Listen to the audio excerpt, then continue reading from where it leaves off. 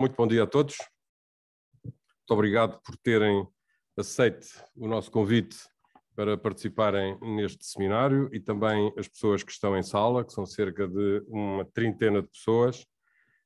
Este seminário tem cerca de 200 pessoas inscritas, não estão todos ainda ligados, mas por questões de cumprimento, de cumprir o horário, nós vamos, sem mais demoras, dar início à nossa conversa. Ainda há espaço para a economia na política florestal portuguesa? É uma pergunta provocatória, obviamente, que tem que ser feita uma vez que estamos a iniciar um novo ciclo em termos de governação. Pensámos em fazer um seminário, convidámos para este primeiro seminário o Sr. Ministro do Ambiente, que, não podendo estar presente fisicamente, vai fazer uma intervenção através de uma mensagem gravada, que veremos a seguir à minha primeira locução, e depois um conjunto de pessoas que, por ordem alfabética, não estamos aqui a hierarquizar nem entidades nem pessoas, temos o Francisco Gomes da Silva, o engenheiro Francisco Gomes da Silva, diretor-geral da CELPA, o João Rui Ferreira, diretor-geral da APCOR, a Associação da Cortiça, Pedro Serra Ramos, presidente da ANEFA, Associação das Empresas de Serviços Florestais, Agrícolas e de Ambiente, e, por fim, o Vítor Poças, que é o presidente da Associação dos Industriais de Madeira e Mobiliário. Eu farei a moderação deste seminário, o webinário também, e esperemos que seja, de facto, uma manhã bastante interessante. Gosto de intervir com alguma substância e por isso resolvi escrever umas palavras e por isso estamos no início de um novo ciclo político em Portugal, temos um novo governo, uma maioria absoluta assente numa expressiva vontade popular, algumas caras novas, mas também temos um mundo novo, diferente do que conhecemos, com contornos ainda incertos, em simultâneo com um início também de um novo ciclo na política agrícola comum e, em complemento, novas ambições sociopolíticas para a Europa, face ao combate às alterações climáticas, à descarbonização ou até à própria alimentação da humanidade. Nos anseios para uma melhor adequação da exploração florestal a estes objetivos, vislumbram-se alterações mais ou menos profundas na forma de relacionamento da fileira com as linhas orientadoras da política pública. Interessa, por isso, intensificar o diálogo entre todos os atores, políticos, proprietários, produtores florestais, industriais, consumidores. Sendo a CAP a organização que engloba e representa o setor agroflorestal a nível nacional, conscientes deste enorme desafio e disponíveis para o abraçar, pensámos na organização deste seminário, subdividido em 3, em que juntaremos os diversos subsetores para abordarmos o como evoluir, em conjunto, como única forma de agregarmos valor ao diálogo e a uma correta concertação e de desenvolvimento partilhados. Curiosamente, hoje vai acontecer em Bruxelas, à tarde, um seminário no Parlamento Europeu feito pelo Intergrupo Alterações Climáticas, Biodiversidade e Desenvolvimento Sustentável, sobre o tema a gestão sustentável das florestas, como compatibilizar com as políticas europeias. Posso garantir-vos que não houve nem conversas, nem combinações. Foi mesmo uma coincidência, o que significa que é oportuno fazermos este seminário e esta conversa. Neste primeiro seminário-webinário, teremos as instituições representativas da produção nas diferentes áreas. No segundo, no próximo dia 17, estarão aqui as empresas, as que consomem e transformam os produtos, que agregam valor e que mais contribuem para as exportações. E no terceiro, ainda com data a confirmar, mas que provavelmente será no dia 25 de maio, teremos as federações e as associações do setor como ponte entre os produtores, os instrumentos de gestão, o poder político, os industriais e os próprios consumidores. Dito isto, e para um enquadramento daquilo que nos move hoje, deixem-me fazer uma breve análise histórica. Portugal começou a olhar para a floresta como um setor em meados do século XIX. Deu-se-lhe o nome de fomento florestal e visava a arborização de espaços abertos e a valorização dos recursos florestais. Antes disso, quem não se lembra de Dom Dinis, a floresta fora uma ferramenta de contenção do avanço das areias no litoral.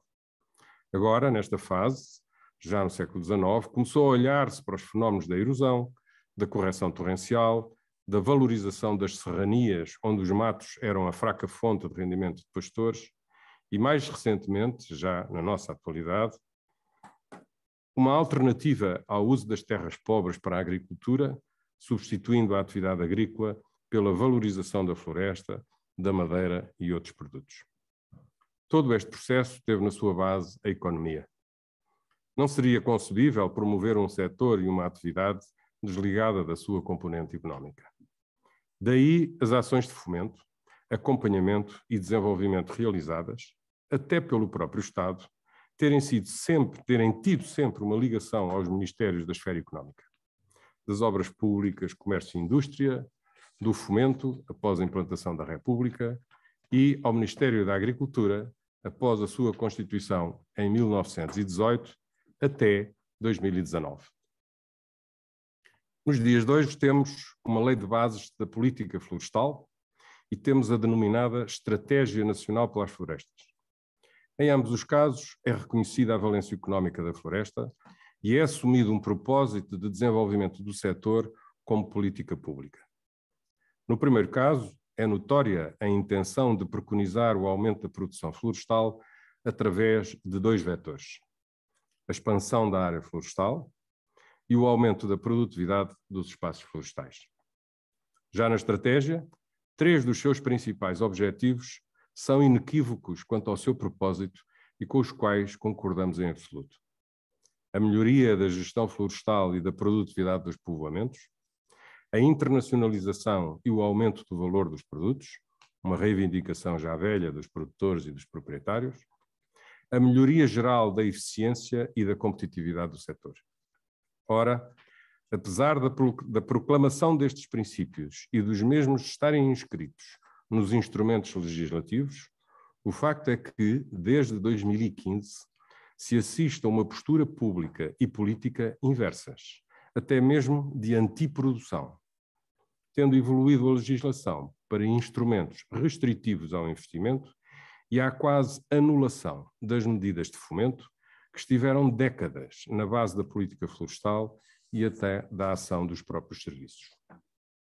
Hoje, a floresta e a sua gestão são vistas por alguns, os que estão próximos dos princípios subjacentes ao politicamente correto, como sendo a solução dos desafios globais com que a sociedade e o planeta se confrontam, como as alterações climáticas, a neutralidade carbónica, a biodiversidade, a economia circular, os serviços do ecossistema. Assim se decidiu, deixando para trás ou para segundo plano a política de fomento económico, o interesse e as necessidades dos proprietários florestais e do verdadeiro desenvolvimento da economia da floresta, tal como se fazia, sem, contudo, menosprezar assuntos como a salvaguarda dos recursos hídricos e do solo, a desflorestação ou a perda de biodiversidade. Desligou-se o que estava intrinsecamente ligado. Após os trágicos acontecimentos de 2017, a subordinação funcional da política florestal aos objetivos de novas políticas públicas, como a proteção civil, o ordenamento do território e a ação climática, remeteram para a quase irrelevância as funções económicas da floresta. A política florestal deixou assim de ser discutida com os agentes do setor, com os grupos profissionais envolvidos na criação de valor. A definição da política passou para os grupos sociais e políticos desligados da gestão, insensíveis à importância económica dos recursos e seus produtos, por deles estarem aliados. Como evoluir então? Já percebemos que proclamar anseios e vontades de reivindicar necessidades dos agentes do setor não produz resultados. A insensibilidade e o alheamento da maioria da população e, em particular, dos grupos politicamente ativos, próximos dos valores atualmente considerados como os únicos válidos na defesa do planeta, colocam os atores em campos opostos. A única forma será a utilização de uma mesma linguagem e a interiorização daquelas preocupações na defesa dos interesses do próprio setor. Como é que isso se faz? Tomar a saber responder. Não bastará defendermos as nossas causas, de proclamarmos a necessidade de criação de riqueza. Há que saber integrá-los nas causas que mobilizam a sociedade e os seus representantes políticos. A ação climática tem aqui um papel preponderante.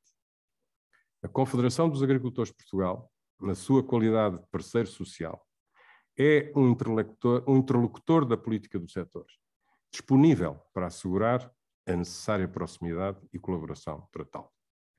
Como referi antes, estamos a iniciar um novo ciclo político. Temos uma nova equipa no Ministério do Ambiente, onde o Governo decidiu manter a tutela do setor florestal. Vejamos então.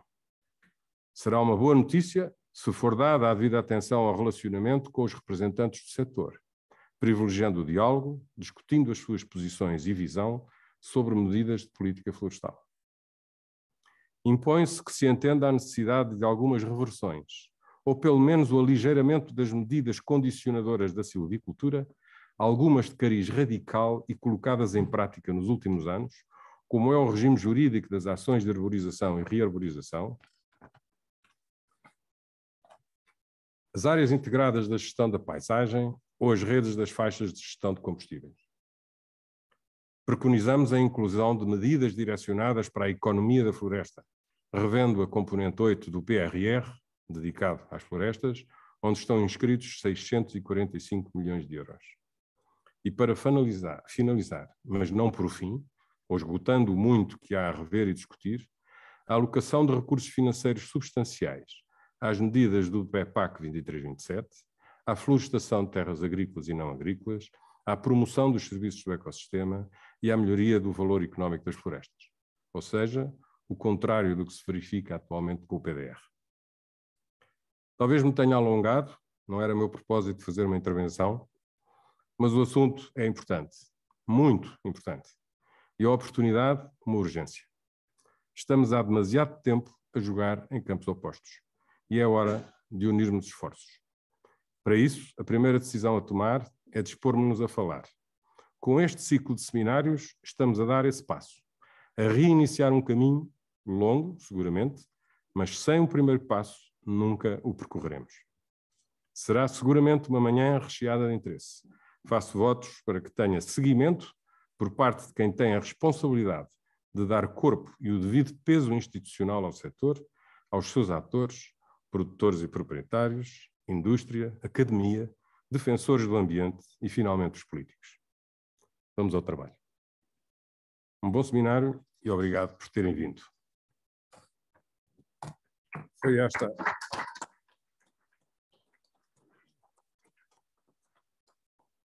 Obrigado.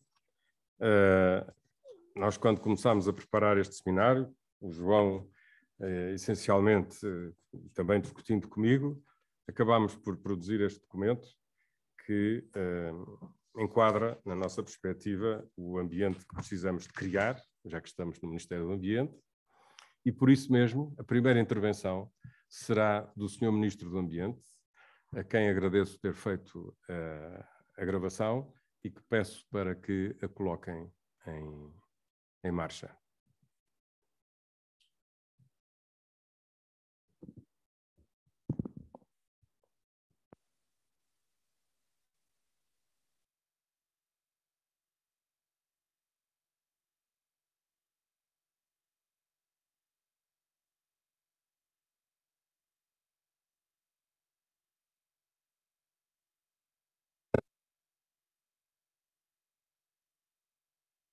Caras e caros participantes nesta iniciativa, começo por agradecer à Confederação dos Agricultores de Portugal o oportuno convite. Não posso deixar de iniciar a minha intervenção sem alguns comentários à sinopse deste webinar. Traduz um cenário que entendo que é afunilado, que de todo não partilho e que me parece não ser igualmente partilhado por uma parte significativa das organizações dos produtores florestais associadas da CAP.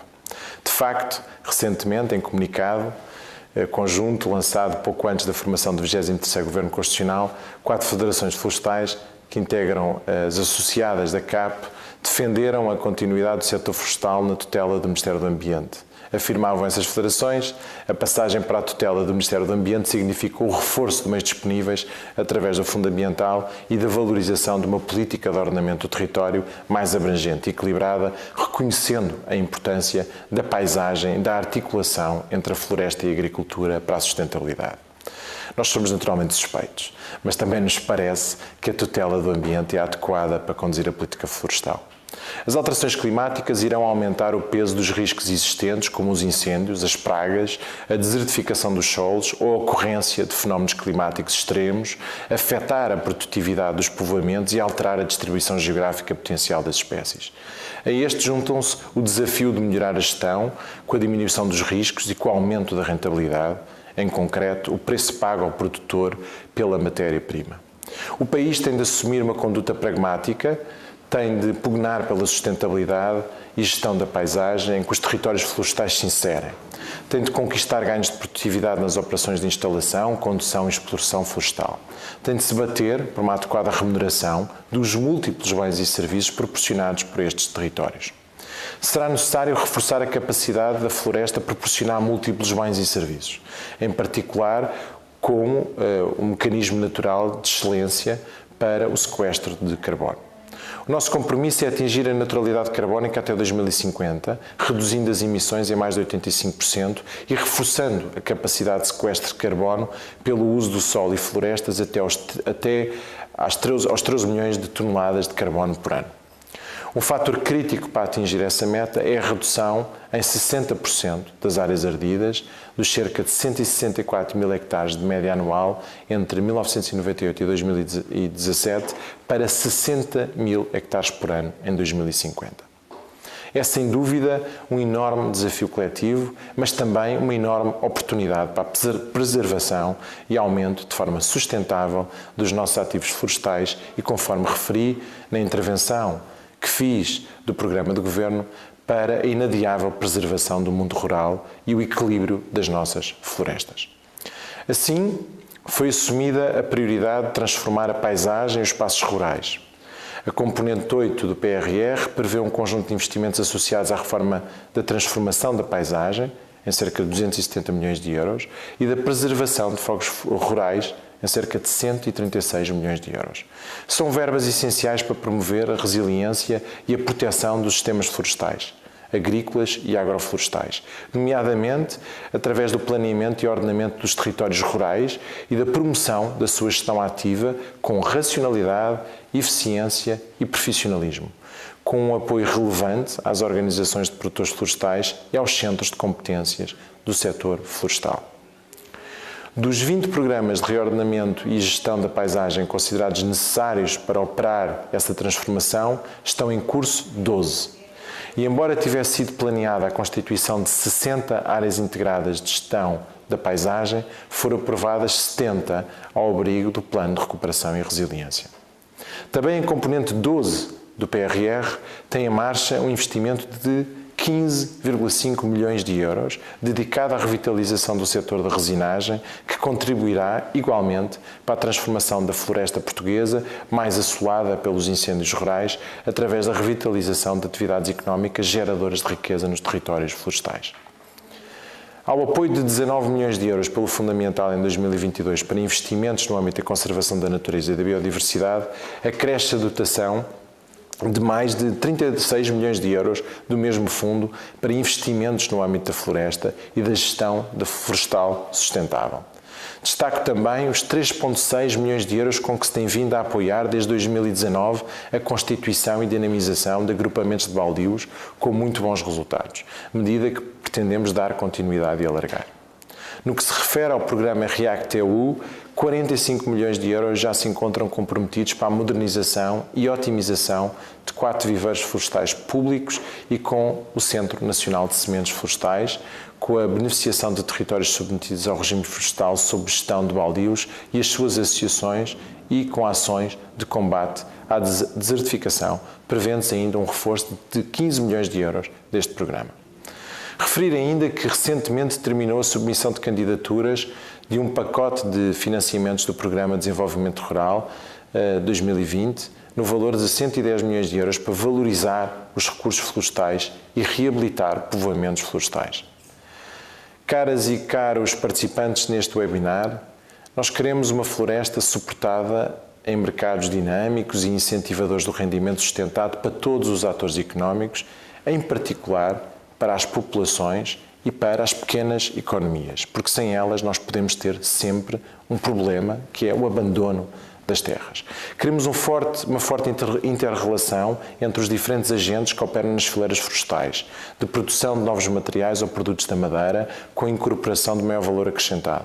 Queremos o aprofundamento de parcerias entre o setor público e o setor privado, em que garantam a continuidade de projetos considerados estruturantes para a fileira florestal.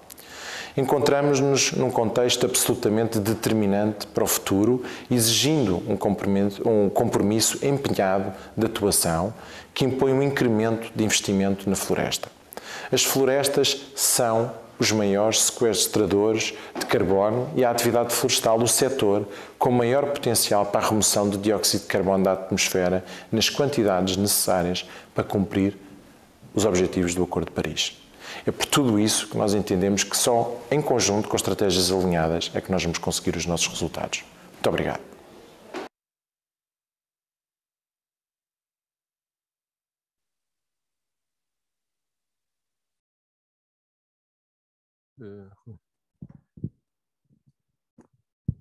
Muito obrigado, Sr. Ministro. Deve haver alguém do Ministério que está a assistir ao seminário e, por isso, transmito daqui o nosso agradecimento pela sua intervenção, mas que espelha de alguma maneira a necessidade de trocarmos impressões. É uma mensagem positiva, é uma mensagem desafiante. A pergunta porque é que a política florestal se tem afastado da economia está de alguma maneira subjacente em alguma parte da intervenção do Sr. Ministro, mas também está de alguma forma a resposta contrária, ou seja, que se pretende que essa economia seja uma das componentes fundamentais ao desenvolvimento preconizado. De maneira que esperemos que o Sr. Ministro, conforme nós também já lhe dirigimos um pedido nesse sentido, nos possa receber dentro de pouco tempo para trocarmos impressões sobre esta matéria e outras matérias. A CAP não é contra o facto das florestas estarem no Ministério do Ambiente. A CAP é contra o afastamento da agricultura, das florestas da agricultura. Se as florestas estiverem próximas da agricultura, é perfeitamente indiferente qual é a tutela que tem a responsabilidade de gerir estes programas. Dito isto, eu passaria a palavra aos nossos convidados e, conforme foi dito no princípio, com cerca de 10 minutos, pedia ao Vítor Poças, em representação da indústria da madeira e do mobiliário, que nos traga a sua visão sobre estas questões. Muito obrigado, Sr. Presidente. Antes de mais, quero agradecer à CAP, na pessoa do Sr. Presidente, e também felicitar por esta iniciativa, que realmente me parece que é oportuna. Aliás, conforme acabou de dizer, eu não sei se a nossa troca de impressões será necessária à luz daquilo que, ou pelo menos consequente, não gosto muito da teoria do Pufendorf, do filósofo alemão, da teoria da inconsequência do ser, porque provavelmente, depois da intervenção que vimos do Sr. Ministro, acho que até podíamos ir todos para casa, a floresta vai ser espetacular nos próximos anos, com tanto milhão que vai cair aqui em cima destas árvores todas, isto nós não vamos ter problemas nenhuns mais agora no próximo futuro e, portanto, vamos ter todos os problemas resolvidos e, portanto, eu espero que o Sr. Ministro daqui a 4 anos venha aqui dizer que aquilo que ele disse aqui hoje foi exatamente cumprido e que a floresta passou a servir para alguma coisa em Portugal. Coisa que eu não acredito, porque este discurso é um discurso repetido dos diferentes governos ao longo dos anos, estão sempre a chover milhões e árvores é que continuam a não crescer. Queria também cumprimentar os colegas de painel e dizer-lhes que é uma honra estar aqui convosco e certamente, agora pelo lado positivo, tentarmos dar o nosso contributo. Depois, se ele é consequente ou não, é outra questão, mas pelo menos nós fazemos o esforço e fazemos o nosso papel enquanto líderes e presidentes de associações empresariais, temos sempre que o fazer. Quanto ao tema que nos traz aqui, Sr. Presidente, ainda há espaço para a economia na política florestal portuguesa. eu vou responder da seguinte forma. Sim, e não há outra alternativa. Eu tenho também um defeito de formação, porque eu não sou silvicultor, sou gestor, portanto sou formado em administração e gestão de empresas e, portanto, a minha vida tem sido à volta disto. Agora, o que eu acho é que realmente, agora falando da dissociação da agricultura e da floresta, dissociando a economia da silvicultura, também me parece uma analogia quase com a mesma importância. A floresta, se não for gerida, não acontece. E, portanto, é preciso fazer acontecer. E, portanto, nós temos que cada um, não é ser tecnocrata, mas tem que cada um tem que fazer o seu papel. Uns têm que gerir a parte económica, outros têm que gerir a parte técnica. Aliás, até nos hospitais é assim. Há um presidente do Conselho de Administração, um diretor financeiro, depois há um diretor clínico. E, portanto, nós também precisamos de um diretor clínico na floresta e precisamos de uns administradores também para a floresta, também por analogia, o que de resto também nas outras empresas existe. Eu queria dizer a esse propósito aqui do nosso setor, e cada um falará do seu setor, mas o nosso setor neste momento tem cerca de 8.100 empresas. Um estudo muito recente feito pela Universidade Católica para o nosso setor tem cerca de 71 mil postos de trabalho, tem 6,5 mil milhões de euros de volume de negócios e atingiu o recorde histórico em 2021, passou o ano 2019 por 2 milhões de euros, mas passou de 2.587 milhões de euros de exportações, sendo que, desgraçadamente, e também curiosamente, a partir do ano de 2015, o ano em que atingiu o máximo histórico de saldo da balança comercial positivo de 890 milhões de euros de saldo da balança comercial positivo, tem vindo a cair em queda quase abrupta e chegou a 2021 em 440 milhões. Sendo que, ab initio, em 2010, também recordem-se daqueles anos de 2010 e 2011, quem é que estava no governo, o saldo apresentava 184 milhões. Portanto, 184 milhões, subimos para 890 milhões em 2014. E depois de 2015 para cá, tem vindo sempre a cair, já estamos em 440 milhões. Significa que estas políticas da teoria da lei psicológica fundamental do Keynes realmente é verdade, mandam as pessoas consumir, as pessoas consomem, então, qual é o problema? Eles consomem, e também na floresta ainda se aplica outra coisa, estamos a importar madeira e cada vez mais madeira, e portanto o saldo há de vir a perder.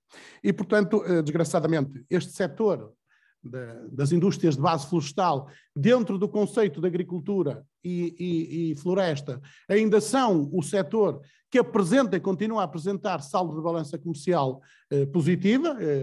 Estou a falar também relativamente àquilo que são as duas fileiras também, que estão aqui ao meu lado, quer da cortiça, quer da celulose e papel, contribuindo para amenizar o grande déficit da balança comercial que temos no setor da agroindústria. Relativamente à nossa floresta, e porque é que isto acontece na minha perspectiva? Vamos lá ver. A floresta portuguesa é uma floresta de minifúndio. É uma floresta abandonada, completamente abandonada pelas pessoas que vieram do interior para o litoral.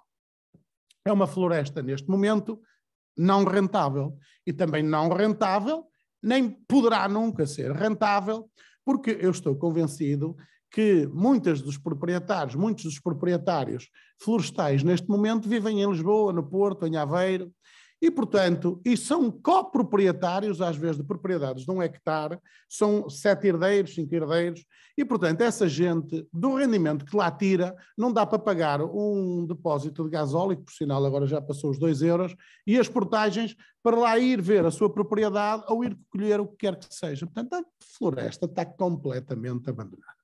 Não tem economias de escala, não tem, obviamente, ordenamento e, portanto, esta floresta é uma floresta dedicada àquilo que é dito aqui da questão da biodiversidade e do ecossistema, com umas palavras bonitas agora na modernidade, mas depois não é sustentável nem do ponto de vista ambiental, nem do ponto de vista económico, porque depois arde. Portanto, é a contradição do próprio sistema. Nós pensamos que estamos a criar uma floresta de biodiversidade e no final do dia estamos a criar montes de gasolina para arderem com qualquer fósforo naturalmente e normalmente criminoso, que as pessoas também não querem aceitar, mas tem-se vindo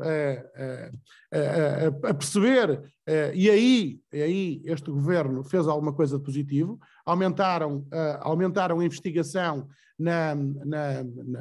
naquilo que são o crime de incêndio, e tem-se vindo a demonstrar aquilo que era para mim já óbvio há muitos anos, desde que sou Presidente da AIMP, que ando a dizer isto, que a maior parte, 60% das ignições são de origem criminosa, mas o que é certo é que se nós não tivermos ninguém na floresta, não tivermos ninguém a vigiar,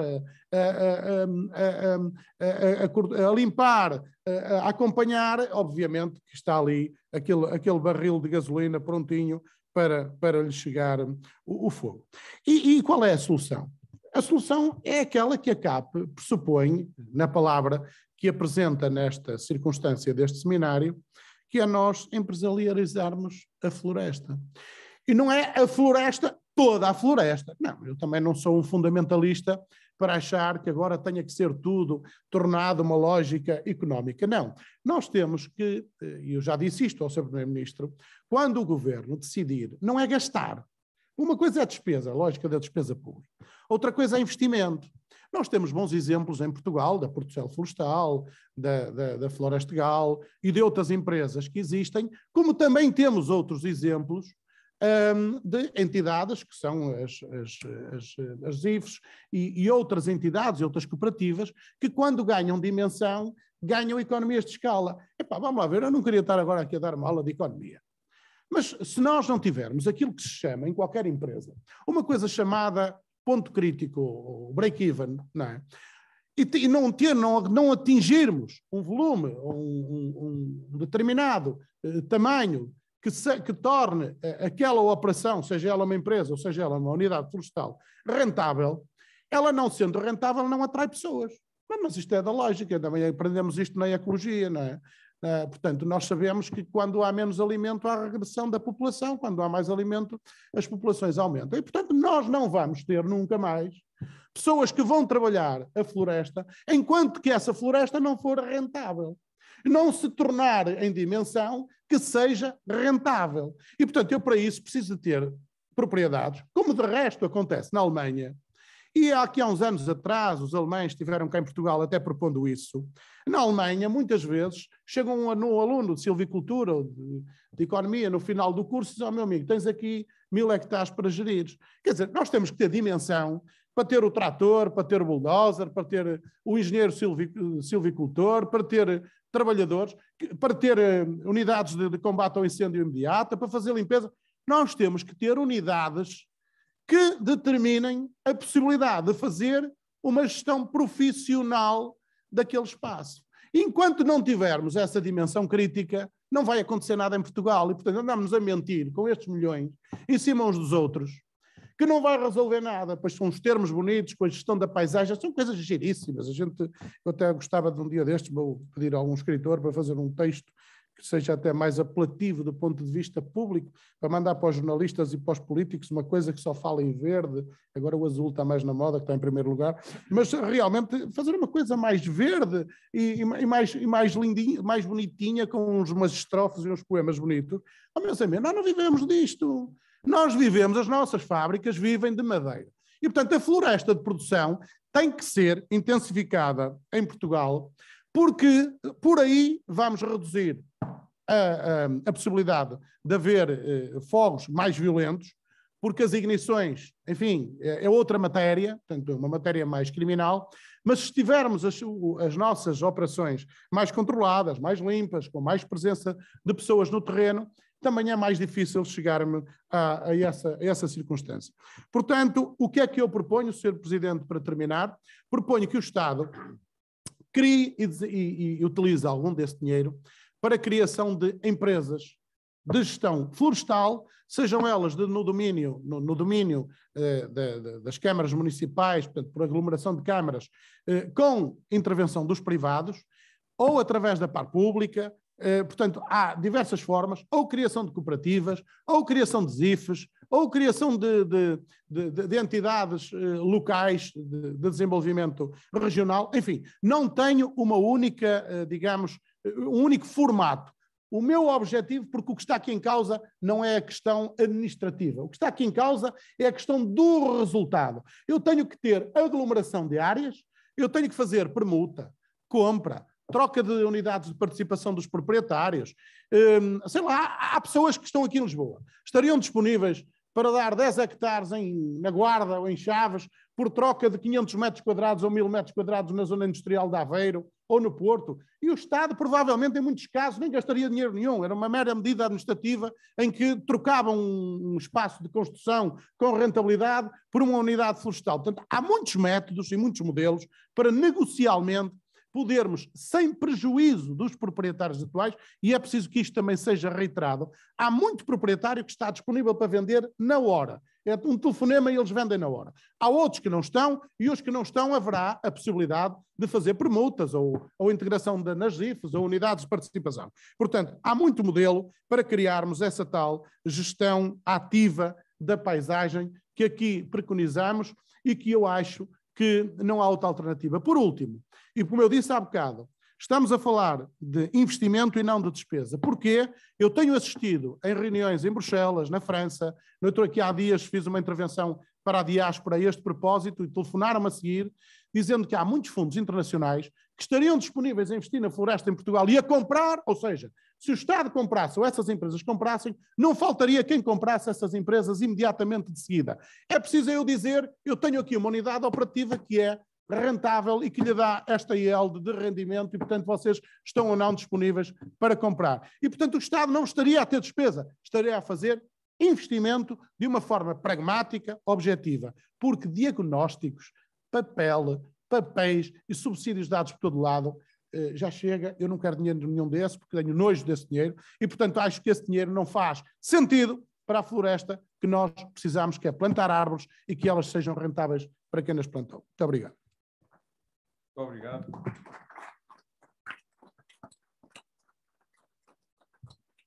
Obrigado, Vítor. Foi, de facto, uma apresentação empolgada e empolgante, porque, de facto, esse problema da dimensão da propriedade está identificado há muitos anos e continua a ser, de facto, um travão à persecução de outros objetivos, até os objetivos que estão hoje mais na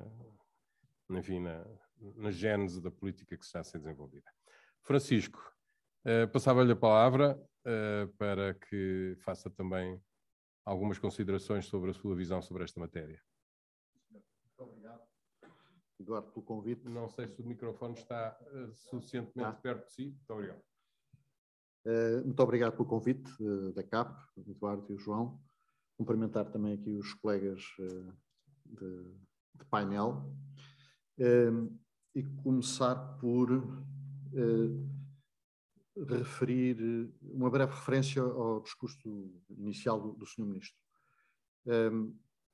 Eu mantenho a esperança, penso que fundada, de que exista o interesse político por parte do Governo de encarar a floresta nas suas diversas dimensões e onde, portanto, como o Sr. Ministro pelo menos verbalizou, e não tenho dúvida que o pensará, a questão económica é uma questão importante ou uma questão central. E eu começava a minha breve intervenção, aqui 4 ou 5 pontos muito breves, exatamente por esse ponto. Ou seja, quando o título proposto é "Ainda há espaço para a economia na política florestal portuguesa", eu torci aqui um bocadinho o título e a minha pergunta inicial, sem qualquer malícia, era se ainda há espaços para a política florestal em Portugal. E porquê é que eu reformularia a questão desta maneira? Num primeiro ponto, porque a economia sempre esteve presente. Ao longo dos últimos anos, 10, 15, 20, 30, 40, 50, aqueles que quisermos. Ou seja, a economia não é algo que nós cidadãos, nós poder político, nós empresas, consigamos extrair de uma atividade. Ou seja, não conseguimos pôr e tirar a economia da essência de uma atividade. Eu quero dizer com isto, na prática, que não tendo estado ausente a economia,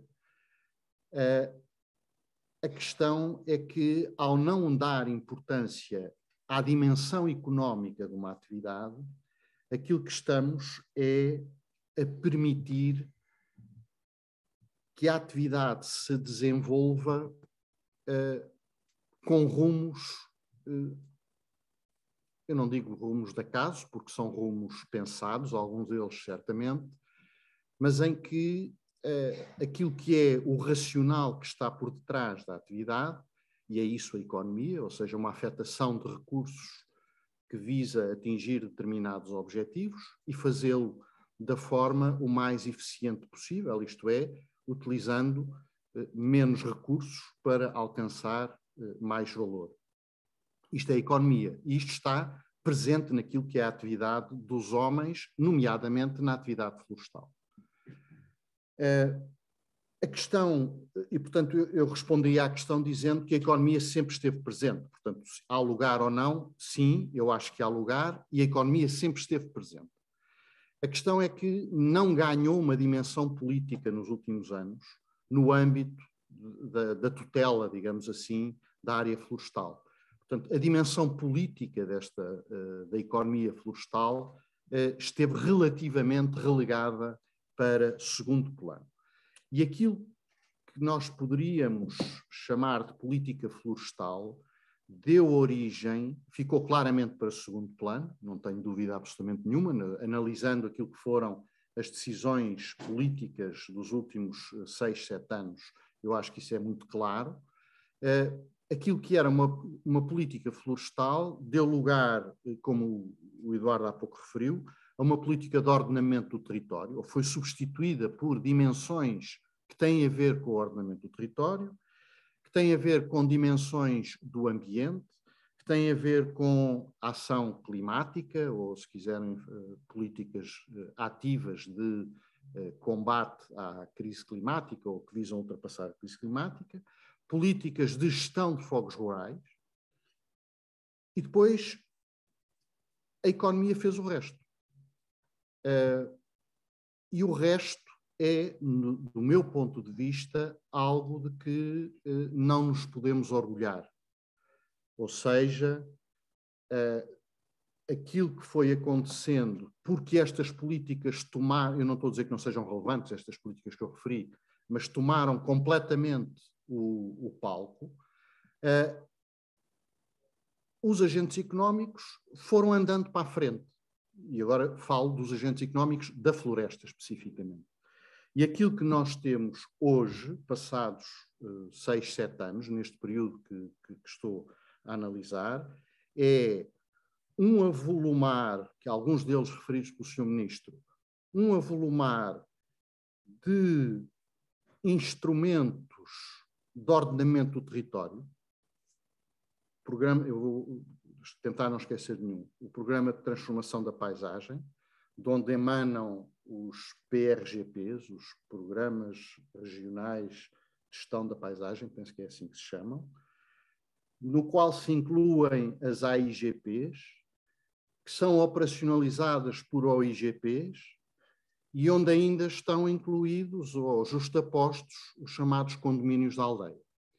E é este edifício, para além das questões ligadas à AGIF, portanto, aos fogos rurais.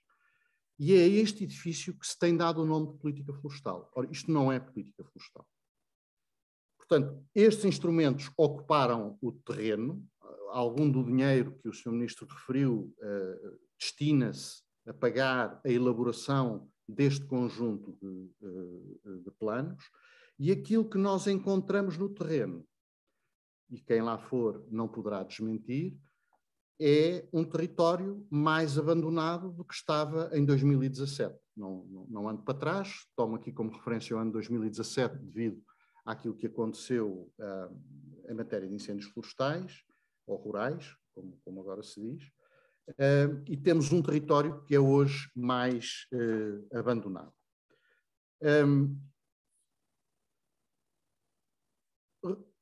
Terminando este ponto, ignorar a economia, isto é, não termos políticas ativas que vão ao encontro do comportamento económico dos agentes, que pretendem estimular determinadas práticas ou impedir outras práticas. Portanto, são isso as políticas ativas centradas na economia dos recursos. Não o fazer é permitir que os agentes, legitimamente, adotem comportamentos puramente económicos que levam ao abandono. Porque o abandono, há pouco o Vítor referiu, dando um exemplo do custo da gasolina ou das portagens, o abandono, ao contrário do que às vezes se quer fazer crer, é, infelizmente, uma atitude profundamente racional por parte de alguns dos agentes económicos. Porque se o mercado não lhes dá estímulos diferentes, se as políticas públicas não estimulam uma atitude distinta, a atitude racional do ponto de vista económico é, de facto, o abandono. Dir-me-ão que os proprietários florestais têm que ter outra responsabilidade, que não se deve cingir à questão económica. É bonito dizer isso, mas é o mesmo que dizer a qualquer outra pessoa que deve reger a sua vida por determinados princípios que interessam e não por aquilo que são os seus princípios de vida. Portanto, não vale muito a pena termos aqui posições muito morais sobre aquilo que é o comportamento dos proprietários florestais enquanto agentes económicos. Um terceiro ponto, muito breve. Será que a questão ambiental sensu lato é uma questão que se opõe à dimensão económica das atividades? Na minha opinião, é óbvio que não. Ou seja, o conhecimento que hoje possuímos e a tecnologia que está disponível é mais do que suficiente para nós conseguirmos injetar muito ambiente na economia ou injetar muita economia no ambiente como quisermos. Ou seja, o que se conhece hoje das espécies que compõem a nossa floresta, das autóctones até às não autóctones, daquilo que se conhece hoje sobre os diferentes ecossistemas que existem, uns mais naturais do que outros, mas muito mais ecossistemas menos naturais do que aqueles que o são. Isto é, temos que ter todos a noção de que o território que habitamos, Portugal, todo o nosso território, é profundamente artificializado, mesmo naquilo que nós chamamos de espaços naturais, que não o são. São naturais porque têm elementos da natureza muito, muito evidentes, mas são construídos pelo homem e trata-se de uma paisagem construída. A nossa floresta, como é sabido, é uma floresta, na sua esmagadora maioria, é uma floresta plantada, desenhada com determinados objetivos. E, portanto, aquilo que conhecemos de todos estes elementos é mais do que suficiente para que, através dos estímulos políticos adequados, para além daquilo que o mercado se encarregue de fazer, que estes estímulos políticos permitam fazer sobressair em determinadas regiões, ou em determinados momentos, ou em determinadas tipologias, valores, eu aqui quando digo valores, digo que esses valores têm que ser transformados em euros, de determinadas funções que a floresta é importante que desempenhe, e quanto a isso estamos todos de acordo. Razão pela qual eu não vejo porque é que a questão ambiental, em algumas das dimensões aqui referidas há pouco pelo Sr. Ministro, isto é, quer que seja na componente do sequestro de carbono, quer seja na componente de conservação dos solos, quer seja nas questões de controle dos regimes torrenciais e infiltração da água, etc., na biodiversidade,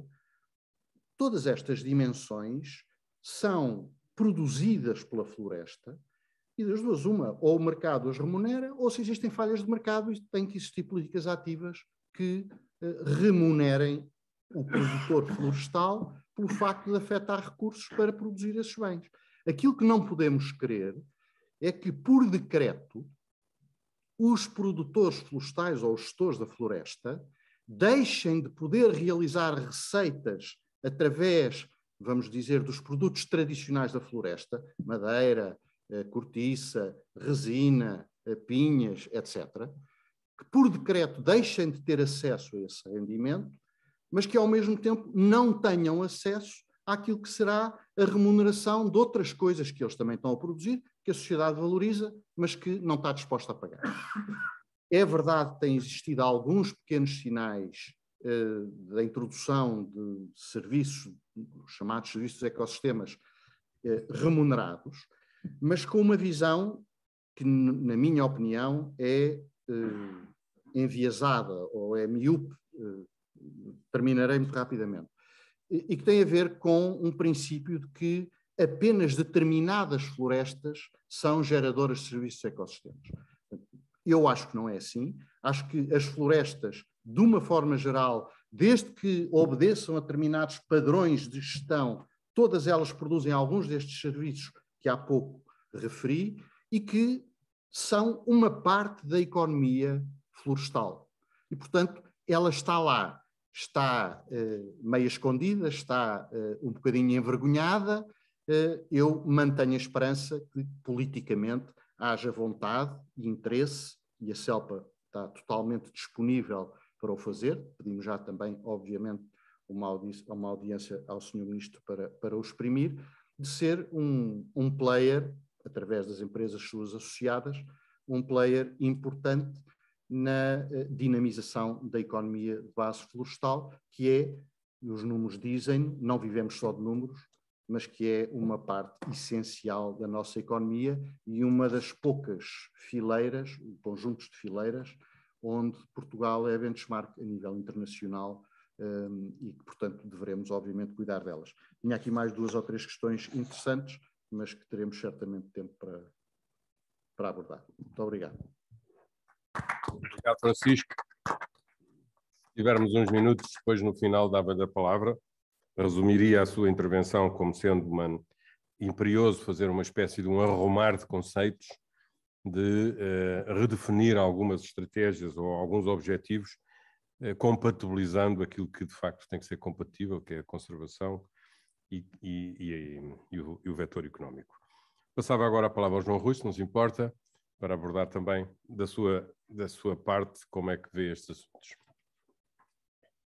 Obrigado, bom dia a todos e agradecer antes de mais o convite à CAP, ao seu Presidente em particular, ao João Soveral também pela dinamização e pela forma cuidada como preparou, cumprimentar também o Secretário-Geral da CAP e os colegas de painel e a todos as caras que começamos a habituar-nos agora a ver presencialmente, o que é muito bom. Estávamos com falta de facto deste convívio. Eu diria que a primeira nota tem muito a ver com uma ideia que acho que é importante começarmos a alterar e de facto termos uma postura e uma dinâmica que a floresta é de facto um ativo, porque muitas vezes quando se fala dos temas da floresta em Portugal, a floresta parece um fardo e parece uma questão que não tem solução, mas isto tem soluções e temos claros sinais que tem soluções e a floresta é um forte ativo do país, quer enquanto elemento de coesão territorial e social, quer enquanto, sobretudo, elemento de desenvolvimento económico, combinando aquilo que é uma atividade económica do ponto de vista das grandes fileiras industriais que o setor florestal em Portugal tem, onde, curiosamente, além de ser benchmark, como disse o Francisco, a nível global, tem líderes mundiais em todas as áreas, em todas as três grandes fileiras principais, mas depois até como muito bons exemplos ao nível das mais pequenas fileiras, e portanto é um claro exemplo de como é que uma fileira como a da floresta pode gerar esse rendimento e esse capital económico e que depois traz obviamente o social agregado na sua componente de valor e sobretudo com balanças comerciais altamente positivas e gostemos ou não, a equação do PIB ainda não contempla o capital natural, já lá vou falar um bocadinho mais sobre isso, mas sobretudo, temos sempre de olhar para isto desta forma crítica, porque no final nós temos um saldo entre aquilo que exportamos e aquilo que importamos. O Vítor trouxe aqui números evidentes daquilo que aconteceu na fileira que representa. Na fileira da cortiça estamos a falar de um número muito, muito significativo. Temos uma taxa de cobertura das exportações das importações em 570%, o que quer dizer que multiplicamos por muito aquilo que importamos, e importamos porque há uma falha em Portugal de produção. A fileira da cortiça continuou a crescer porque conseguiu importar matéria-prima de outras regiões, mas sobretudo é nesse valor acrescentado do saldo da balança comercial que esta fileira contribui muito para a riqueza do nosso país. Depois parece-me que há aqui uma questão, e nós sabemos que o desafio, e temos que entender que quem está a definir com políticas globais, políticas públicas, e nós sentimos isso quer na Europa, quer no resto do mundo, a chamada ação para aquele que é um grande problema de defendermos o planeta e defendermos e o combate às alterações climáticas, é uma ação que tem que começar ontem, não há a adiar. Mas continuamos com o erro de olhar para o ambiente como uma atividade que não faz parte da economia, quando todos os números, todos os estudos, por mais que custe falar em diagnósticos e papéis, tudo é evidente que a economia e a componente ambiental da economia vai ser um grande gerador de atividade no futuro, quer do ponto de vista dos empregos, quer do ponto de vista da valorização desses mesmos empregos, quer do ponto de vista da valorização dos produtos que resultam desse capital natural e dessa economia. E, portanto, desligar o ambiente da economia parece-me, desde logo, olhar para eles como duas atividades que são incompatíveis, um primeiro problema. Ainda que é óbvio que há aqui uma evidente falha de mercado, e isso não podemos esconder. Recentemente, por exemplo, num evento promovido pela CELPA, onde se falou de floresta e de sustentabilidade, e onde tivemos intervenções muito interessantes nessa matéria, ficou claro por diferentes intervenientes, um dos quais o presidente da CELPA, mas também a professora Júlia Seixas e até o professor Daniel Bessa, que de facto há aqui uma falha de mercado evidente. Há uma falha de mercado evidente, e essa afinação das políticas públicas, que é para isso que elas existem, para corrigir essa falha de mercado, que tem que atuar. Os empresários florestais reagem a estímulos, são racionais, como toda a gente na sua atividade. Se muitas vezes são estimulados para inclusive deixar de produzir, ou a menor atividade para prestar serviços públicos em contrapartida da sua produção, tem um impacto positivo na sociedade, tem que ser remunerado por isso. E, portanto, se olharmos recentemente para aquilo que são estudos promovidos em Portugal por pessoas de competência e intelectualmente insuspeitas, como o professor Américo Mendes, como o professor Lima Santos, já para não falar aqui do professor Francisco Gomes da Silva, de outra qualidade, mas toda a lógica daquilo que são a produção de bens públicos das nossas florestas provavelmente ultrapassa aquilo que é o valor dos ativos comerciais das nossas florestas. Um estudo do professor Américo Mendes apontava para qualquer coisa na casa de 900 milhões de euros que a nossa floresta gerava de bens públicos por ano, e timidamente alguns deles têm valor comercial. E, portanto, enquanto não afinarmos as políticas públicas para combater essa falha de mercado, para adicionar valor aos serviços públicos prestados pelas nossas florestas, pelos proprietários florestais, numa lógica de adição, não de substituição, não há aqui nenhuma estratégia. Eu penso que isso é evidente, e acredito que seja idêntico em todas as fileiras industriais que aqui estão representadas. Não é para substituir valor das matérias-primas, mas é para adicionar valor, para acrescentar rendimento por hectare. Vamos ter aí claramente um problema, ainda que, obviamente, ouvindo as palavras que tivemos no início do Sr. Ministro, e não tenho nenhum espírito crítico relativamente onde devem estar as florestas. Eu, antes desta sessão, tentei fazer uma pesquisa global, do ponto de vista quer europeu, quer internacional, e temos casos distintos e múltiplos, e há países onde as florestas estão numa componente mais, numa lógica, ou pelo menos o nome dos ministérios. Depois não fui ver os programas, mas pelo menos naquilo que é o grande quadro orgânico de dinâmicas governamentais, temos de tudo, e portanto andam desde a economia, a agricultura, ao ambiente, alguns mais específicos, outros menos. Penso que o mais importante de onde está a tutela, como disse o Presidente, o Eduardo, no início, é de facto o plano de ação. Depois a proximidade à agricultura ou não é um tema que mereceria aqui uma maior reflexão, ainda que obviamente fará sentido, sobretudo estando nesta casa que agrega essas duas grandes atividades. Dizer-vos também que, de facto, do nosso ponto de vista, Eu não diria que temos aqui uma posição um pouco privilegiada, mas tenho que destacar a especificidade no contexto nacional que a nossa fileira tem, o montado, e eu diria que aqui nós de facto temos exemplos, enfim, o montado de uma maneira geral é uma floresta humanizada, não há dúvida sobre isto, que tem muito bons índices de gestão, não há montado abandonado, ou pelo menos com expressão, ou que tenha escala, portanto é uma área gerida, e que obviamente aqui a nossa fileira tem esta componente também, enfim, não vou fazer uma medição ou trazer números que possam aqui fazer comparativos daquilo que é a prestação de serviços do ecossistema entre as diversas fileiras, mas obviamente tem uma combinação, quase um exemplo único a nível mundial daquilo que é a combinação de florestas de produção e de conservação, num ambiente que ele próprio se designa por agro-silvopastoril, onde claramente há aqui um interesse claro e o montado pode contribuir de uma forma única para aquilo que é o desenvolvimento económico da fileira, com aquilo que são os objetivos de atingir algumas metas que o nosso país tem do ponto de vista político, sobretudo essa que tem que ver com a neutralidade carbónica, quando estamos a falar provavelmente do maior sumidor de carbono que temos no planeta, e um exemplo de biodiversidade em termos de hotspot comparativo com outras áreas florestais mundiais, com um impacto significativo naquilo que são a regulação dos ciclos hidrológicos pela não mobilização de solos.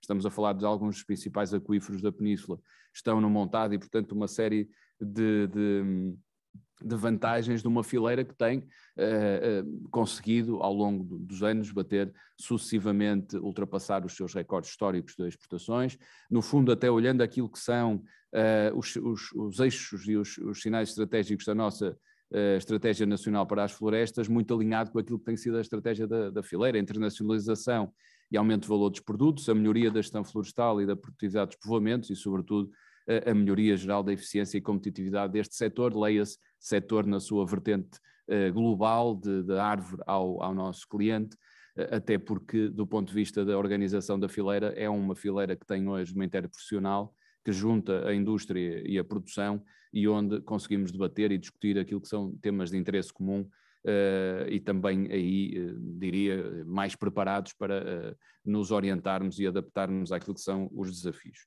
E, portanto, também nesta lógica de especificidade que o montado tem, eu penso que pode ter aqui um papel distintivo naquilo que são as políticas públicas do país, e também por isso temos apresentado e temos desenvolvido e falado e dinamizado um Plano Nacional para o Sobreiro, que integra alguns eixos e medidas de atuação que não são nacionais, são adaptadas a diferentes regiões do território.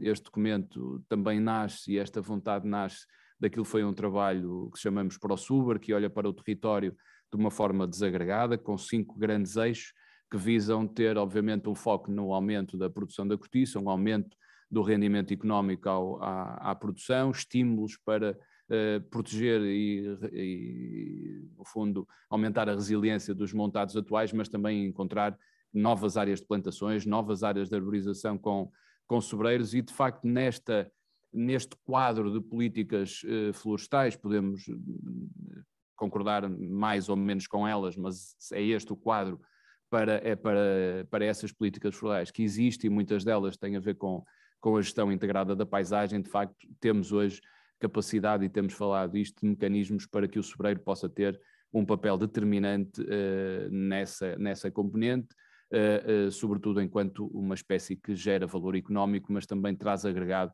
uma quantidade de serviços públicos e de resiliência também a alguns flagelos, claramente, que nos posicionam de uma forma diferente. E do ponto de vista da nossa posicionamento internacional, os sinais são muitíssimo positivos.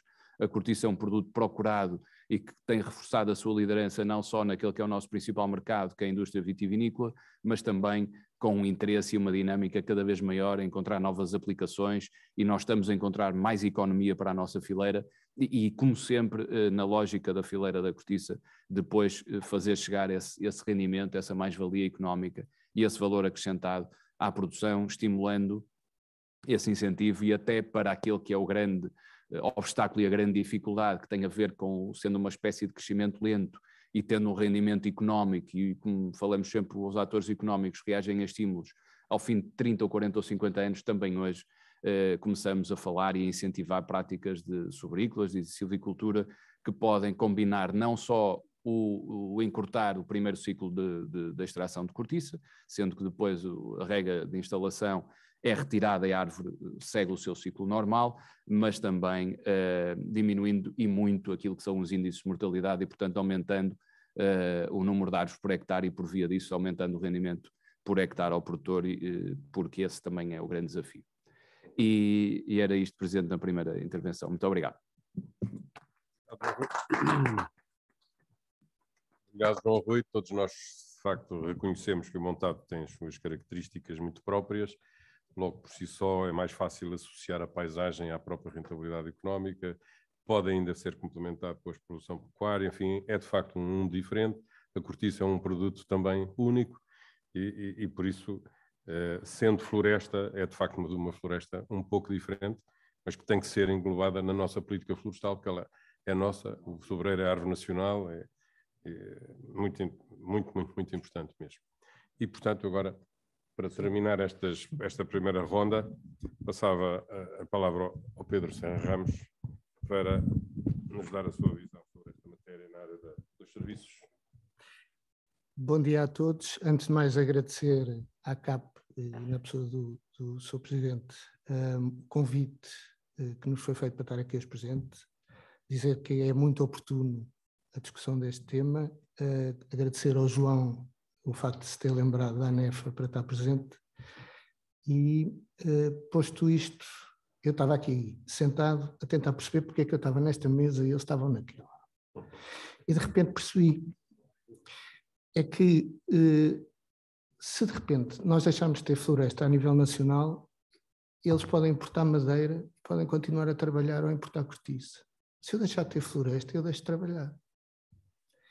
E, portanto, as minhas empresas deixam de trabalhar. É óbvio que eu fiquei logo assustado com o discurso que ouvi do Sr. Ministro, porque eu, sinceramente, ao longo dos meus anos como engenheiro civicultor, assusta-me quando começo a ouvir a falar que vêm muitos milhões,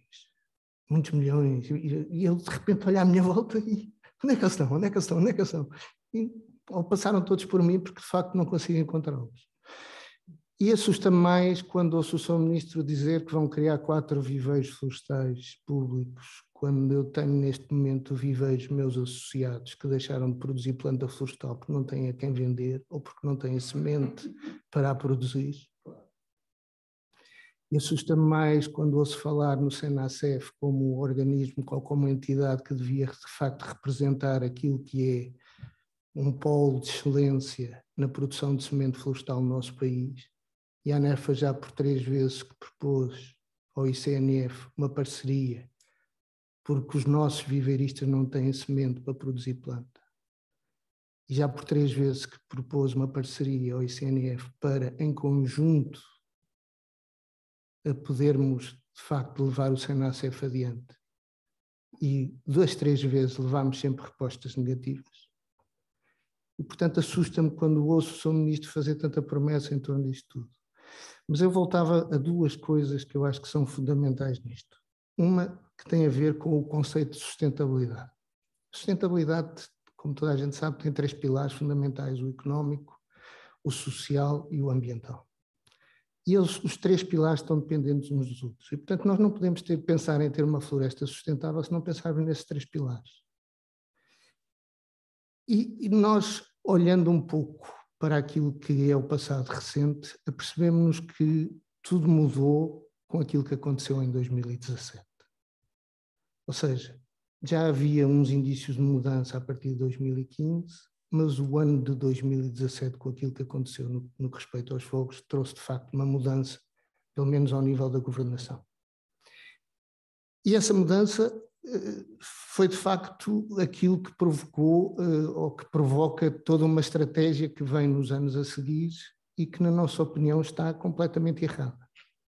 Porquê? Porque no ano 2017 nós florestais fomos julgados pela sociedade civil, através de uma imagem que foi passada para a sociedade civil, que nós éramos responsáveis por aquilo que tinha acontecido. E nós não somos responsáveis por aquilo que aconteceu. Associar a floresta ao fogo é a pior coisa que nós podíamos ter feito no passado.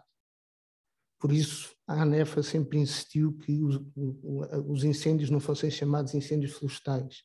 Nós chegámos a fazer campanhas junto dos meios de comunicação social para que eles mudassem a forma de abordar o tema dos incêndios rurais, que passassem a chamar incêndios rurais e não incêndios florestais. Precisamente para evitar a associação da floresta ao fogo. Mas essa associação aconteceu pelos acontecimentos de 2017, que queiramos ou não, tem a ver com as alterações climáticas. E nós que andamos todos os dias no terreno, fomos os dos primeiros que nos apercebemos que as alterações climáticas estavam aí. Porque eu, quando comecei a trabalhar há 30 anos, alguém me dizia, quando eu tentava plantar um sobreiro num vale, diziam-me assim, nem pense nisso, isso vai tudo morrer pelo encharcamento da planta. Em muitas das zonas no Alentejo, onde hoje conseguimos pôr o sobreiro, é precisamente nos vales. E, portanto, nós apercebemos-nos disso. Nós apercebemos que as épocas de plantação estavam a mudar. Nós apercebemos disso. E, portanto, as alterações climáticas fazem-me lembrar um pouco a morte. Desculpem o termo, mas é mesmo assim. Porque andam por aí e, de repente, batem-nos à porta. E foi aquilo que aconteceu em 2017. Ou seja, aquilo que aconteceu em 2017 é que se juntaram uma série de fatores que levaram a que ocorresse uma situação que provocou aquela catástrofe. Não estávamos preparados? Não estávamos preparados. Ninguém está preparado para aquilo. Alguém pensar que é com as faixas e com os mosaicos que vamos impedir que aquilo aconteça, esqueça. Porque aquilo vai voltar a acontecer. Agora, isto mudou a estratégia de quem governa numa coisa que se chama também popularismo, que é, como nas redes sociais, toda a gente atacava a floresta, e sobretudo a floresta intensiva, porque até ali só atacavam o eucalipto. A partir dali passaram a atacar o eucalipto e o pinho. Portanto, toda a gente passou a atacar a floresta que é produzida de uma forma intensiva. E então, qual é a maneira que a gente tem? É agarrar em todo o dinheiro que a gente tem disponível e desviá-lo para a proteção civil e para programas que visem nós tentarmos nos proteger em relação ao fogo. O fogo já cá existia noutros tempos e nunca foi um papão em termos de funcionamento e nós sabíamos coexistir com ele. Agora, no momento em que desviamos todas as verbas que temos para a questão da proteção, todas as verbas que temos para a floresta, eu nem falo noutras verbas, mas todas as verbas que temos para a floresta, para a proteção do fogo, e não vemos nenhuma preocupação com a questão da arborização ou da gestão profissional da floresta, alguma coisa vai mal. E então aí fala-se pela primeira vez na alteração da paisagem. Porque é muito fácil a gente falar na alteração da paisagem. Está tudo mal porque é uma questão da alteração da paisagem. E com isso vamos ganhar tempo a médio e longo prazo.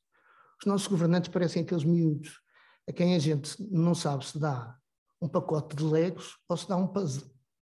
Só que a alteração da paisagem não é um pacote de legos. A alteração da paisagem é o puzzle. Ou seja, se nós vamos alterar, precisamos de peças novas. Nós não podemos agarrar-nos, não é como nos legos. Nos legos a gente constrói a casa, se não constrói a casa, constrói o carro. Não funciona assim. A alteração da paisagem mexe com muita coisa. Mexe com a economia, mexe com pessoas, mexe com a paisagem, mexe com muita coisa. E, de facto, isto não quer dizer que não se faça, mas é uma coisa a médio e longo prazo. E, portanto, nós a determinada altura vemos-nos julgados por uma sociedade civil que castiga quem produz floresta de forma intensiva, esquecendo-se que, isto faz-me lembrar aqueles treinadores de bancada que estão sempre a fazer comentários relativamente ao futebol, mas percebem pouco de futebol, mas é a sociedade civil que nos castiga e que nos diz que vocês não podem produzir floresta intensiva. A floresta intensiva não tem nada a ver com o ambiente. Não tem a ver com o ambiente. Mal. As espécies têm culpa. A forma como se produz, não será a forma como se produz que de facto diz se está a coisa a correr bem ou a correr mal. Parece-nos a nós que é de facto essa a situação. E depois aquilo que se passa a seguir é que somos julgados por uma sociedade que procura por todos os meios, de facto, fazer com que a parte económica da floresta seja posto para o segundo plano. como se a parte económica da floresta não pudesse coexistir com a parte ambiental. Mas nós florestais temos alguma culpa nisso, porque ainda há pouco tempo, numa visita de uma entidade certificadora a certificar uma área de montado sobre, e João, perdoa-me, mas a entidade certificadora levantou uma não conformidade por achar que o montado sobre não exerce um efeito de conservação. E isto é grave, porque isto significa que, de facto, as pessoas desconhecem aquilo que se passa em termos florestais. E, portanto, o que nós... E porquê é que isto funciona em termos de governação, em termos de popularismo? Porque depois, eu ainda ontem vi uma notícia de uma Câmara que dizia: nós vamos plantar 27 milhões de espécies autóctones. E eu pus-me a pensar assim, 27 milhões de espécies autóctones. Mas a gente não tem tanta espécie autóctone em Portugal. Como é que vamos plantar 27 milhões de espécies autóctones? Isto é uma notícia que sai para o público, isto é uma notícia que sai para os jornais. E, portanto, é isto que é transmitido à sociedade civil. É transmitido que aquilo que é floresta de produção, de facto, não é aquilo que provoca os fogos, e aquilo que é a chamada floresta, no meu tempo chamava-se floresta de conservação, é aquilo que nós temos, é o caminho que temos que seguir, como se uma coisa fosse incompatível com a outra. Não são. A floresta é a mesma, possivelmente as espécies até são as mesmas, e mais grave que isso, nós temos, devido às alterações climáticas, nós temos que repensar os modelos de silvicultura e de gestão florestal que temos e aos quais estamos muito habituados, e sobretudo temos que repensar a utilização das espécies. E não sei se estaremos preparados para isso, porque se eu for dizer a alguém que vou pôr acácias num terreno para produzir, porque é isso que me dá dinheiro, porque ainda há 2 semanas alguém me telefonou a perguntar se eu não conseguia arranjar acácia, porque precisam da acácia para produzir carvão, eu ainda levo um tiro. E na comunicação social é isso que acontece. Nas redes sociais é isso que acontece. Nós estamos constantemente a ser julgados por essa situação. Pior que isso é os nossos governantes utilizarem a palavra sustentabilidade de uma forma muito leviana. Porque é tudo muito bom nós falarmos de sustentabilidade, mas depois proíbe-se que durante a época de verão as pessoas possam ir para os espaços florestais. Bom, então, como é?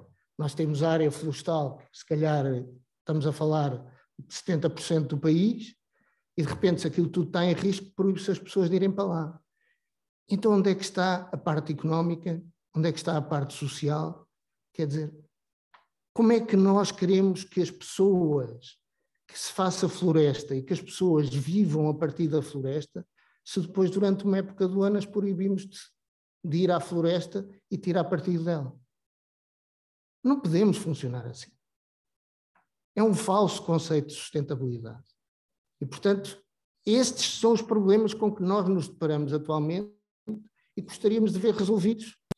Não temos semente para produzir planta para semear. Não temos. Atenção, não temos mesmo. E mais, nós neste momento, parte do ano, não conseguimos trabalhar, as empresas. E, portanto, se nós não conseguimos trabalhar parte do ano, nós não conseguimos manter estruturas. Se não conseguimos manter estruturas, não conseguimos, numa região florestal, dinamizar a economia. Se não conseguimos dinamizar a economia, a parte social, chapéu. E, portanto, é este o panorama das empresas atualmente. Tenho as empresas todas, nossas associadas, a gritarem-me todos os dias aos ouvidos: o que é que nós vamos fazer no verão? Para a praia. É preciso alguém que pague a praia. E pronto, no fundo era isto que eu gostaria de transmitir. Nós, se a economia acabar, nós vamos todos para casa. E, portanto, teremos que procurar outra solução.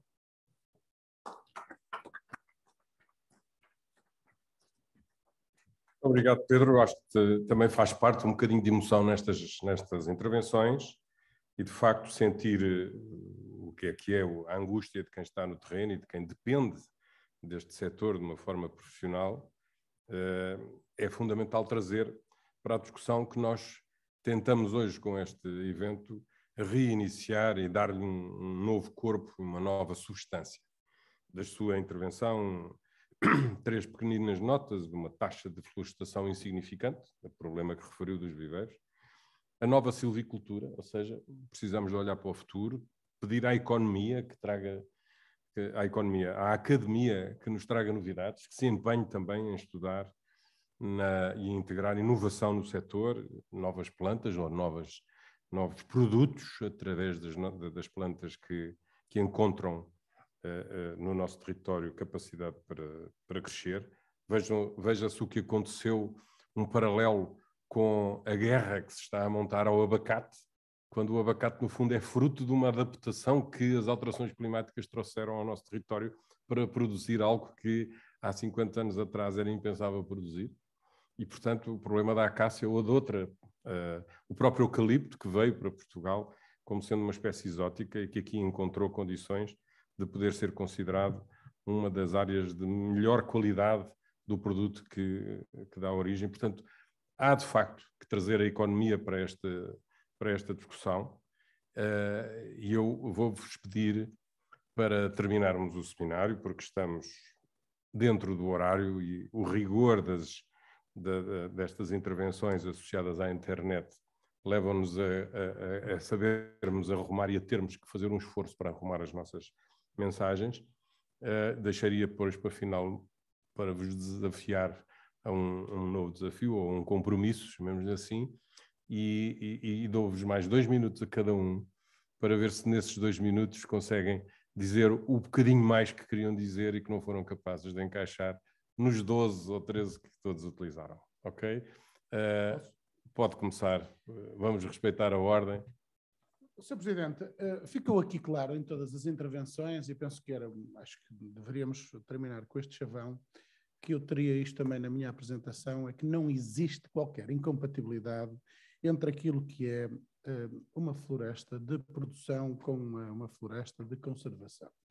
E, portanto, que não apareçam por aí umas mentes vaidosas a virem achar que num regime daquele que estamos a viver, que é um regime que me parece que não está a dar grandes proveitos, que parece que a economia é crime. Rentabilizar as coisas é crime. Vamos a chegar a esse ponto. E, portanto, se dá dinheiro é preciso tributar, se é rentável é preciso tributar, e, portanto, é preciso destruir. Às vezes uso esta analogia quando nós temos as nossas crianças com 1 ano ou 1 ano e meio, começam a andar e depois começam-nos a agarrar as calças, a puxar-nos para baixo, e, portanto, parece que estamos a viver num regime onde quem cria riqueza e quem cria, enfim, quem cria, desenvolve o país e quem cria as situações viáveis é tentada, puxada para baixo. E realmente ficou aqui muito claro que não existe essa incompatibilidade. Por outro lado, queria também dizer, e o Pedro aqui ressalvou esse aspecto, efetivamente, eu uso uma expressão já há muito tempo que eu digo para fazer floresta, preciso fazer 2 coisas. Plantar árvores e não queimar as existentes. Depois a floresta tem uma coisa fantástica, nós estamos a dormir e ela está a crescer. Cresce de dia, de manhã, à noite e à tarde. É fantástica a floresta nesse aspecto. Se a queimarmos, ela deixa de crescer e destruímos essa floresta. Mas realmente eu deixo este desafio ao Sr. Ministro, quando ele quiser ir comer uma francesinha ao Porto, e a gente sair de Lisboa e sairmos e fazermos 300 ou 400 quilómetros, até podemos ir a Braga, já foi o Braga-Porto, e vermos onde é que se estão a plantar árvores. Onde é que estão a plantar árvores? A gente vai por aí fora e ele que me diga onde é que estão a plantar árvores, ele tenta pedir lá aos assessores que me digam onde é que estão a plantar árvores. E se nós não plantarmos árvores, nós não temos floresta. E, portanto, dizia aqui o Serra Ramos, e muito bem, que tem viveiros e não tem a quem vender as árvores, as plantas. Depois até nem se tem sementes, porque não se faz investigação para desenvolver sementes de melhor qualidade, mais seletivas, etc. E, portanto, se não há ninguém a plantar árvores, eu não sei como é que vamos fazer floresta, porque realmente há uma coisa também na gestão que nós usamos muito, aquelas 3 palavras máximas, planear, executar e acompanhar, ou controlar. E realmente nós não planeamos, não executamos, não acompanhamos, portanto, a floresta anda para aí sozinha, com o cão com o cadeado à solta e a ferrar em tudo quanto é ponto, ou a ferrar-se a ela própria com os incêndios. E por último, dizer, para terminar, que há aqui um conjunto de externalidades, nessa incompatibilidade na ausência de incompatibilidade, que nós falamos, que é o seguinte: Portugal tem 1/3 de território florestal e, portanto, há espaço para todos. Para os ambientalistas e para a floresta de conservação e para a floresta de produção, há espaço para todos. E há tanta área por cultivar que eu não sei onde é que está o problema de a podermos cultivar de forma intensiva. Em segundo lugar, quero também dizer que há um conjunto de externalidades positivas que a floresta gera e que o Pedro também falou. No caso, por exemplo, do pinho, o Sr. Ministro até o referiu, temos a resina, temos as atividades de turismo, temos as atividades, digamos, desportivas relacionadas que se enquadram na floresta, desde as corridas, etc. E, portanto, há um conjunto de atividades desportivas que se podem fazer na floresta e que a floresta necessita e que pode conviver quer com essas externalidades positivas ambientais, quer com as externalidades positivas humanas e de convivência com a natureza. Por último, também dizer que há uma coisa que também era necessário fazer em Portugal e penso que cabia ao governo, que é a chamada rede primária dos acessos, etc. É miserável nós termos ainda uma floresta com caminhos dos anos 40, onde os tratores da atualidade, os carros de bombeiros, etc., não passam e, portanto, partem-se eixos, não conseguem combater e, portanto, uma rede primária efetiva e bem criada na floresta poderia servir para valorizar as árvores que lá estão, porque há árvores que às vezes estão em sítios que o custo da sua exploração não compensa, portanto, elas dadas são caras, porque não têm acesso para buscá-las, facilitava o combate aos incêndios e facilitava a fiscalização e facilitava a fiscalização da floresta, do seu policionamento e do seu combate aos incêndios. Eu tenho dito, muito obrigado. Obrigado, Vitor. Francisco, eu agora não faço comentários. Muito rápido, 2 pontos, 1 minuto para cada ponto. Nos últimos 30 anos, e só para percebermos, a economia e o ambiente convivem perfeitamente na floresta. Mas atenção, se não atentarmos nas questões económicas, as decisões económicas são tomadas no pior sentido, no pior do interesse comum e do interesse das empresas.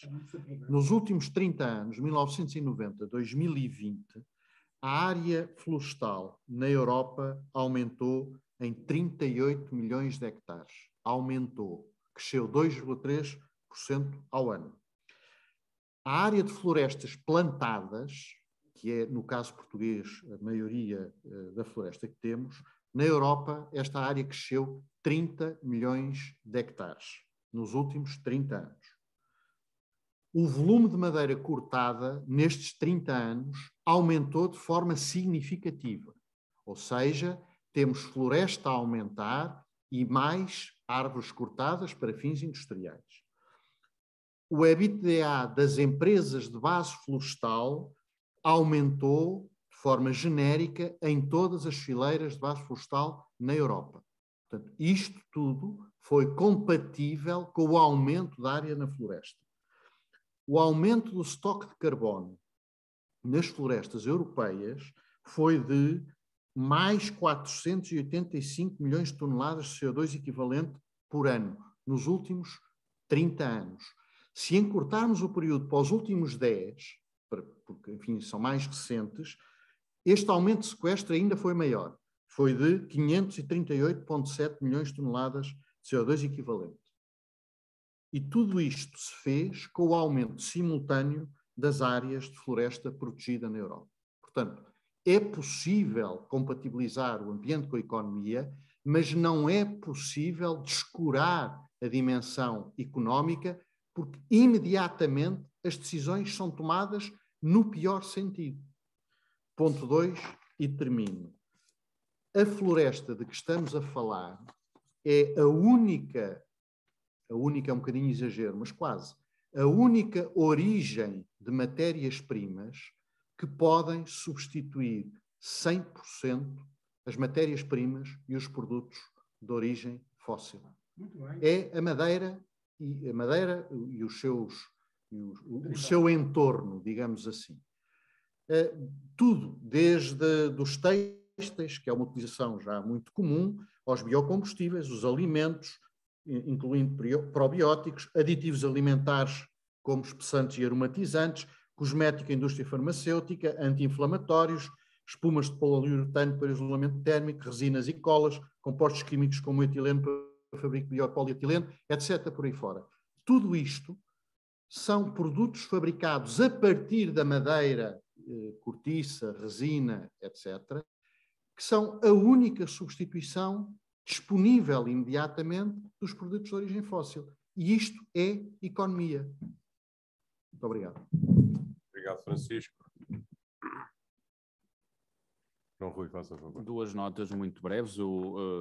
Esta já o Francisco cobriu muito. Eu acho que há um potencial, é evidente que há um potencial enorme da substituição dos materiais de origem fóssil naquilo que é o grande ativo, se calhar a par da economia do mar, que é também um grande ativo do território português, porque ele é muito vasto, então em termos marítimos é imenso, mas é o grande ativo que Portugal pode ter, e a cortiça tem um mar de oportunidades, um número sem fim de oportunidades e de substituição, e temos sentido isso nos últimos tempos, da procura por materiais de origem natural que possam substituir.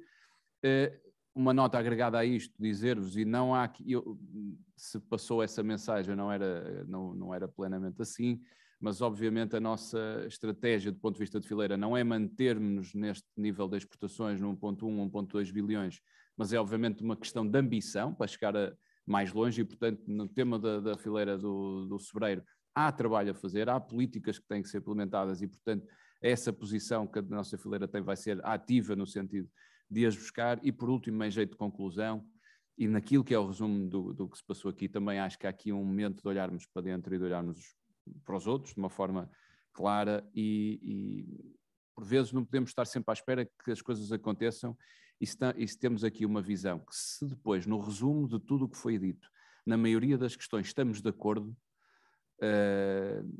também temos que saber, entre nós, encontrar, se calhar, às vezes, um argumentário único que encontre linhas comuns. Depois cada um seguirá a especificidade da sua fileira, mas há aqui um traço na maioria das questões em que estamos claramente de acordo, e obviamente o ambiente e a economia vão estar de braço dado no futuro. Obrigado, João Rui. Falta o Pedro. Dizer apenas que nós, enquanto empresas, estaremos sempre disponível para continuar a trabalhar, e portanto uma coisa não inviabiliza a outra, ou seja, o ambiente e a parte económica não são incompatíveis uma com a outra, antes pelo contrário, e o facto de se fazer floresta de forma mais intensiva não faz com que essa floresta não tenha preocupações de conservação. E, portanto, é preciso as pessoas perceberem isso de uma vez por todas, que a floresta intensiva não é o oposto da floresta de conservação. Não, nós podemos ter floresta intensiva e ter e essa floresta servir princípios de conservação. Depende da forma como foi feita, depende da forma como a gerimos. E, portanto, não tenhamos a ilusão de que conseguiremos ter um setor florestal forte sem que tenhamos floresta intensiva, que é, aliás, aquilo que está a ser feito em todo o mundo para combater as alterações climáticas em termos de sequestro de carbono. Quer dizer, em todo o mundo nós estão a ser plantadas florestas nesse sentido, e não pensem que são florestas extensivas. Não, a maior parte delas são florestas intensivas. E, portanto, nós não somos diferentes dos outros, e, portanto, não queiramos ser mais papistas do que o Papa. Obrigado, Rui. Eu, há pouco... Pedro, peço desculpa. Há pouco, quando fiz a minha intervenção inicial, terminei dizendo que estávamos perante uma potencial manhã muito interessante. Eu escuso-me de perguntar, porque tenho a certeza que toda a gente considerou que foi, de facto, uma conversa do mais interessante. E permitam-me fazer um ligeiríssimo desafio e um complemento aos comentários que fiz durante as vossas intervenções no final de cada uma. O comentário era, e até no contexto destas vossas intervenções agora, é que de facto nós precisamos de falar uns com os outros. E quando é uns com os outros não é nós internamente, porque isso é mais fácil nós fazermos, e fazemos às vezes até com frequência. É falarmos com aqueles que, às vezes de uma forma mais difícil de ultrapassar em termos de barreira, não querem discutir connosco com alguma, com abertura. Isso também se passa no setor agrícola. Esta questão da intensificação é paradigmática.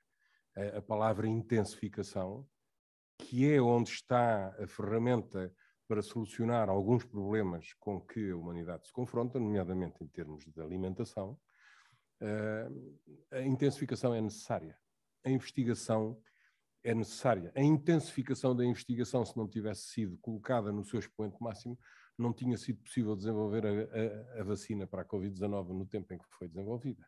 E, portanto, nós precisamos de intensificar processos, intensificar atividades, intensificar raciocínios. Portanto, a investigação, o saber também precisa de ser intensificado. E essa ligação à academia também tem que ser ela própria motivada para que essa intensificação se produza. O comentário, o desafio que eu gostaria de fazer é que este seminário não seja um ponto final. Nós às vezes fazemos um seminário e ficamos muito satisfeitos porque fizemos um seminário. Não.